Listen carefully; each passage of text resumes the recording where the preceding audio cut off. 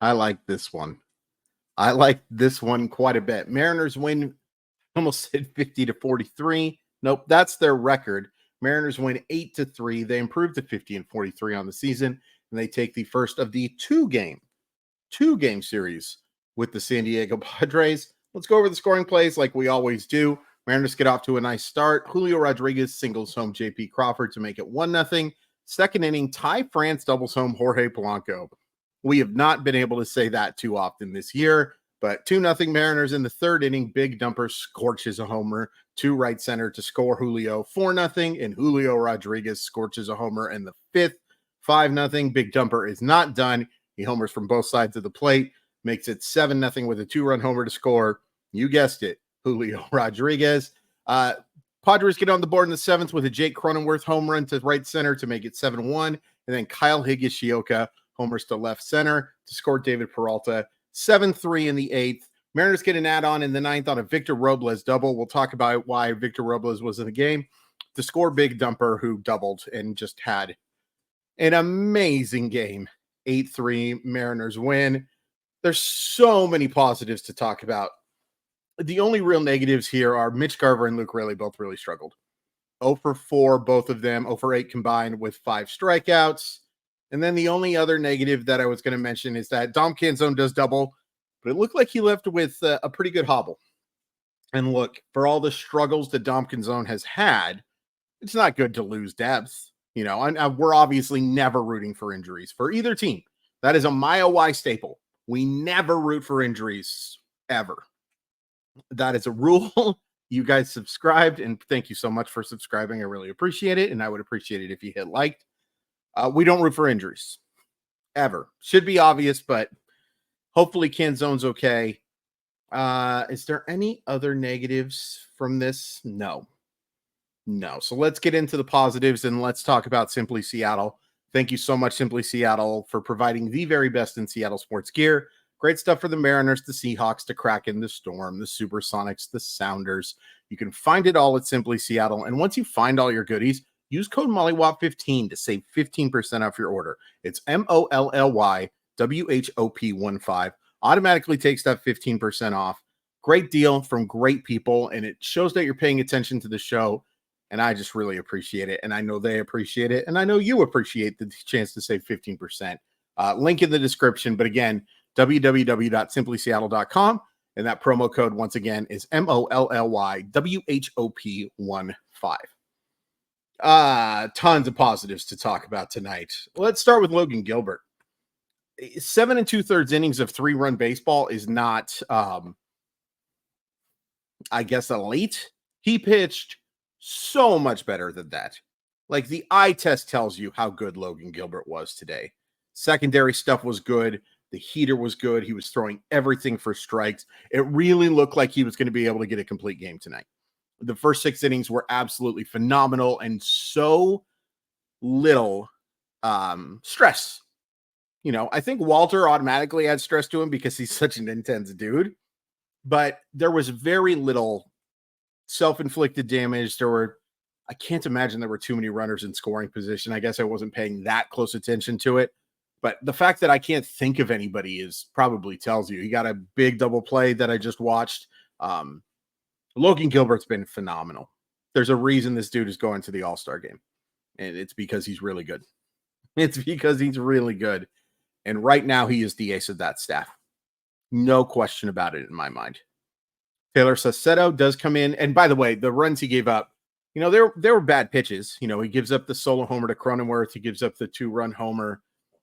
And he looked frustrated. Oh, did he look mad when he was coming out of that game? Not because he was coming out of the game. I think he was mad that he didn't get the job done.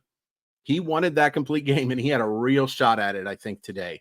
But unfortunately, the end results, they end up not looking as good as he pitched.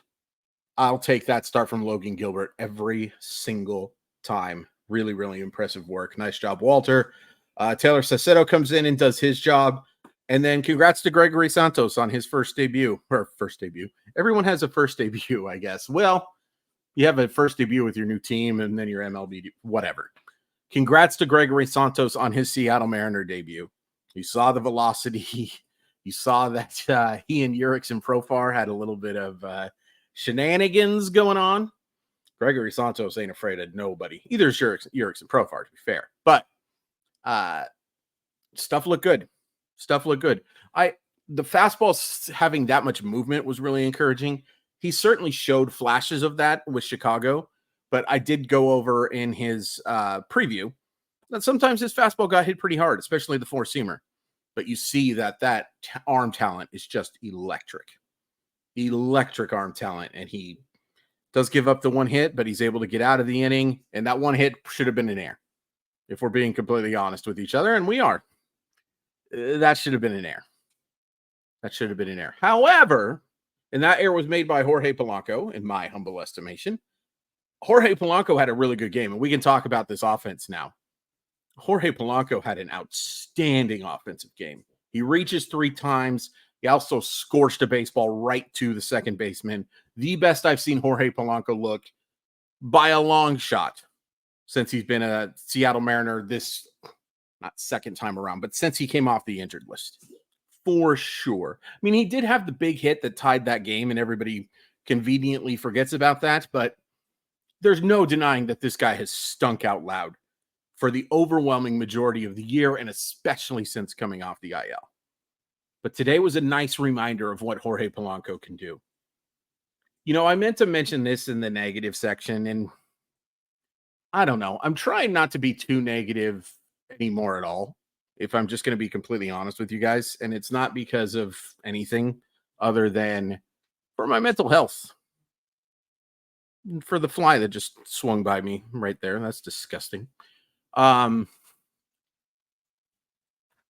am not in a place where I can go too negative. I'm going to be looking for bright spots. And that's going to frustrate a lot of you. There's some people who only come to this channel when they lose. That's fine. It's cathartic for a lot of you. And some of you, it's different. But that's okay. That's okay. A lot of you only come here when they win. And it's totally fine with me too. But I'm going to be looking for the optimism, if I'm just being honest with you. We'll see how long that lasts. But remind me when I go too negative. Remind me. It's usually just from a place of honesty. But where I'm at right now, I need to look for the positives. And this game helped because there were a ton of them. You know, outside of the top of the lineup, and I probably should have mentioned J.P. Crawford as well. He does draw the walk and score the run, but 3 other pretty bad at bats. They went 0 for 12 with 7 strikeouts. But it doesn't really matter when the middle of the order plays like it did today. And oh my goodness gracious, Julio Rodriguez and Big Dumper. That's star level stuff, man. And there's no denying we haven't seen it enough, right? There's no denying that what the production that Julio Rodriguez and Cal Raleigh to a lesser extent have given you hasn't been good enough offensively. What they do defensively, obviously, beautiful. But what they've done offensively has been, by result, not good enough. Today was a nice reminder. Today, hopefully it is a reminder.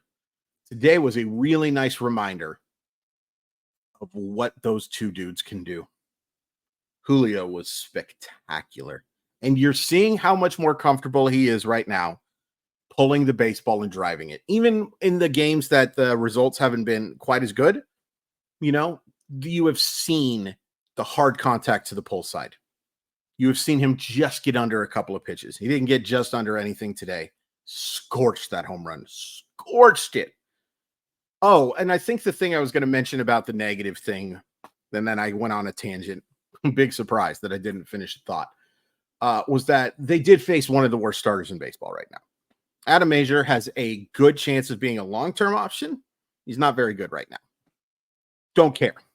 Do not care even a smidgen, because we've seen the Mariners miss hittable pitches all year, and they didn't miss today.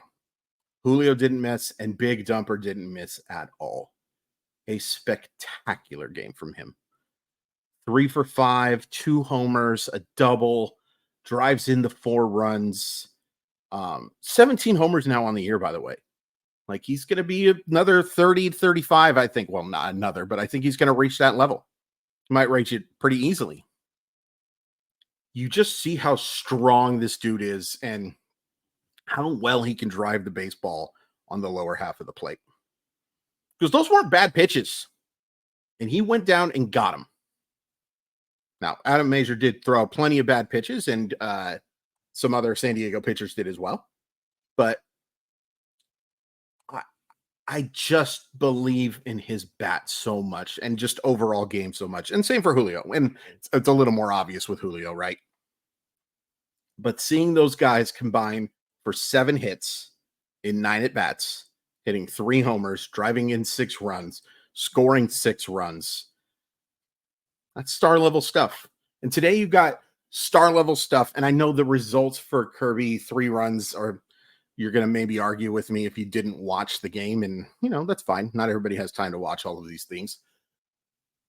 But you watched Logan Gilbert, and you watched Cal Raleigh, and you watched Julio today, and you saw star-level stuff. And that's awesome. It's an obvious point, but it's awesome to see star-level stuff. I just was so impressed with this game. And now the question is, to get a little negative, can they keep it? Can they put it together again? Can they do this for a couple games in a row?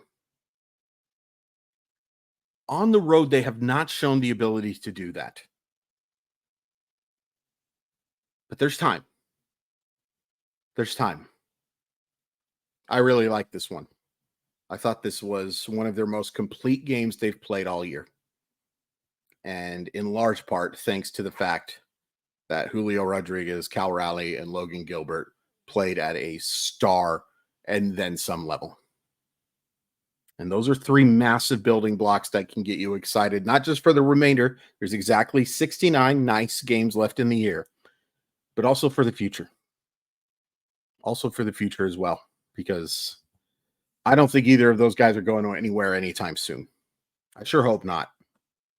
I'd be really bummed. I know Julio's not going anywhere. Cal, I guess it's possible if they just figure he's not going to sign an extension and they decide Harry Ford can be just as good, if not better. I don't see it, but certainly possible. And then Gilbert, if the extension doesn't work out, I guess maybe you could trade him. You'd better get a whole heck of a lot for both of those guys. For both of those guys, for sure. But I think those are 3 of your biggest building blocks. And they're pretty darn good right now. And they have a chance to get even better. So that is fun. Please hit like. Please hit subscribe. We're going to have another Mile Y enthusiast chat, not during the game, but after the game. Probably get started right around 7 o'clock. It's $4.99 to join for a month. You get that. You get my MLB draft videos. You get my prospect rankings. You get a lot of stuff. These will always remain free, but really appreciate the support. It helps keep the channel going. Good win. Good win and a needed win. The way they played on that homestand, you needed to see a game like this, and they delivered. Love to see it.